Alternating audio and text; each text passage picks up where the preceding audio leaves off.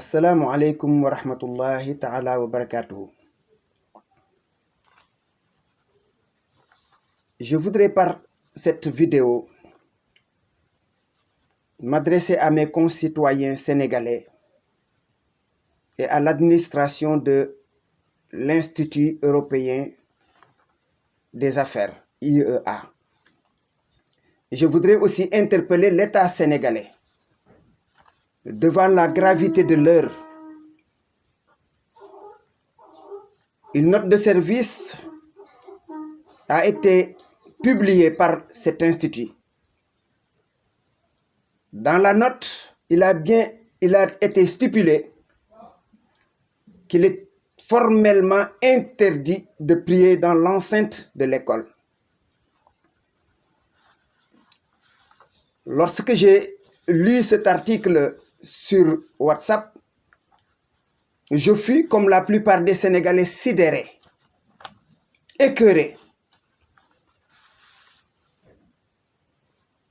Lorsque je l'ai lu, malgré mon état d'esprit, je me suis mis à faire des recherches, comme c'est le devoir de tout musulman, de tout responsable. Et j'ai lu la charte intérieure de l'école, qui a été du reste créée en 1998. Dans un article publié par EditoWeb, ils nous disent qu'ils veulent développer chez l'étudiant le sens de l'empathie. Est-ce que ces gens comprennent le sens de l'empathie pour l'inculquer à des étudiants?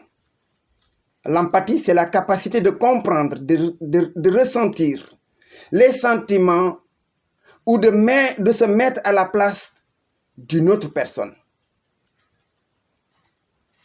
Jacques Leconte insiste sur le sens de l'empathie en disant: c'est la volonté de comprendre l'autre de l'intérieur tout en sachant qu'on n'y est pas. Dans la note de service, 2 articles ont été invoqués. L'un concernant la laïcité, l'autre concernant le code de l'éducation. Ces gens me semblent mal intentionnés pour les raisons que je vais vous évoquer ici. La note de service ne comporte pas de signature. Et le cachet qui y figure ne me semble pas être le cachet d'un directeur.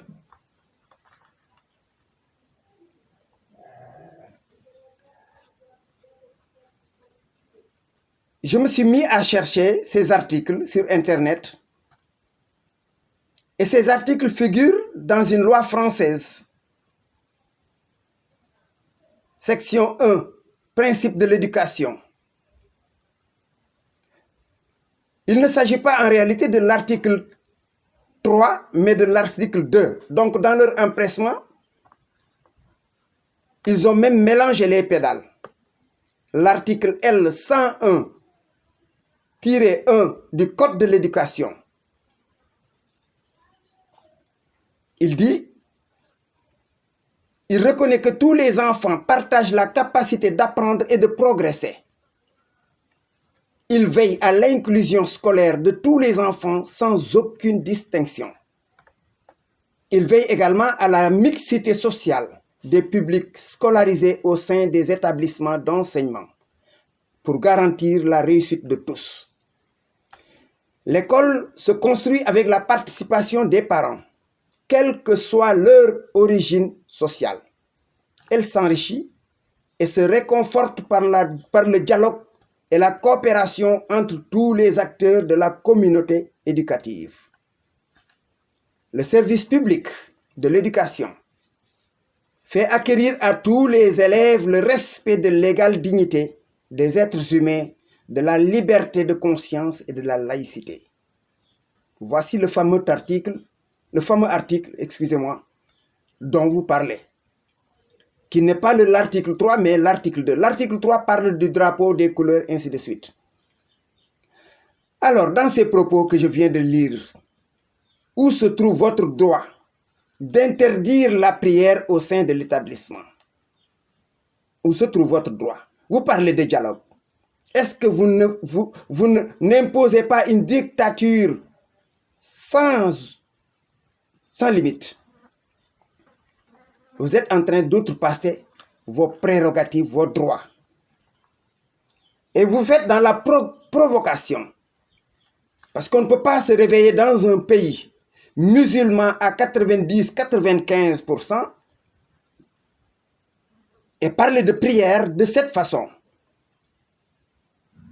Un musulman qui passe la journée dans une école ou qui passe l'après-midi dans une école jusqu'à parfois 20 heures en cours du soir, vous lui interdisez de faire ses prières. Ça, à la limite, c'est une provocation. Vous êtes en train de tirer la queue du lion. Vous avez devant vous tout un peuple debout. Et peut-être même au-delà des musulmans, vous aurez d'autres obédiences qui, au nom de la liberté, du droit individuel, vous diront non. Vous êtes mal intentionné et votre article le montre par ses imperfections. Alors votre mauvaise foi vous mènera droit vers le mur. Prenez toutes vos dispositions et appliquez cette note de service. Vous verrez que le peuple sénégalais ne se laissera pas faire. J'espère que l'État prendra ses mesures avant que cette situation ne dégénère. Parce que si le peuple se met à régler ses propres problèmes, parce que l'État n'aura pas pris ses responsabilités, la situation qui s'en suivra sera catastrophique. À bon entendeur, salut.